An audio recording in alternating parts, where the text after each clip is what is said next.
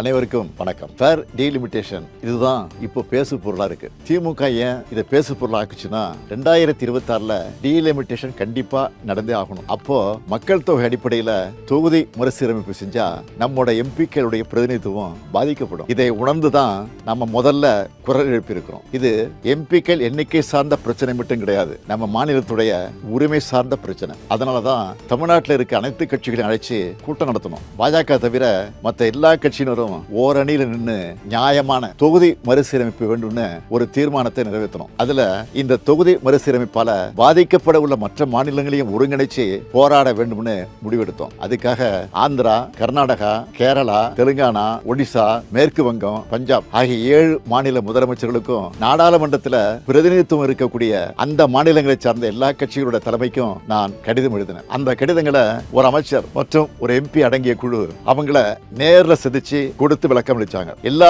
மாநில முதலமைச்சர்கிட்டையும் நானே போன்ல பேசினேன். இதை தொடர்ந்து சிலர் நேரடியாக வர்றதாகவும் சிலர் ஏற்கனவே ஒத்துக்கிட்ட நிகழ்ச்சிகள் காரணமா தங்களுடைய பிரதிநிதிகளை அனுப்புறதாகவும் சொல்லி இருக்காங்க. இந்த முதற்கட்ட ஆலோசனை கூட்டம் நாளை மார்ச் 22 சென்னையில் நடக்க இருக்கு. இப்போ எதுக்கு இந்த கூட்டத்தை நடத்தணும்னு சிலர் கேட்கிறாங்க. தொகுதி மறுசீரமைப்பால நம்ம தமிழ்நாடும் நம்ம அழைச்சிருக்கிற மாநிலங்களும் பாதிக்கப்பட்டா இந்திய நாட்டில் கூட்டாட்சிக்கான பொருளே இருக்காது, ஜனநாயகத்துக்கான மதிப்பே இருக்காது, நாடாளுமன்றத்தில் நம்முடைய குரல்கள் நசுக்கப்படும், நம்முடைய உரிமைகளை நிலைநாட்ட முடியாது. இது இந்த மாநிலங்களை அவமதிக்கிற செயல். எனவே மக்கள் தொகையை கட்டுப்படுத்தி சிறப்பா செயல்பட்டு நாட்டோட வளர்ச்சிக்கு பங்களிச்ச மாநிலங்களுக்கு ஒன்றிய அரசு தண்டனை கொடுக்க கூடாது. அதனாலதான் தமிழ்நாட்டில் இருக்கிற பெரும்பாலான கட்சிகளோட ஒருங்கிணைந்த சிந்தனைப்படி மற்ற மாநிலங்களை ஒருங்கிணைக்கிற இந்த கூட்டம் நடைபெற போகுது. இந்த கூட்டத்தில் ஒரு முடிவெடுக்கப்படும். அதன் அடிப்படையில் அடுத்த கட்ட நடவடிக்கைகளை மேற்கொள்வோம். நம்மோட நியாயமான கோரிக்கைகள் நிச்சயம் வெற்றியடையும். நம்மோட இந்த முன்னெடுப்பு இந்தியாவை காக்கும். நன்றி, வணக்கம். Holidays nale adu namma GT Holidays da,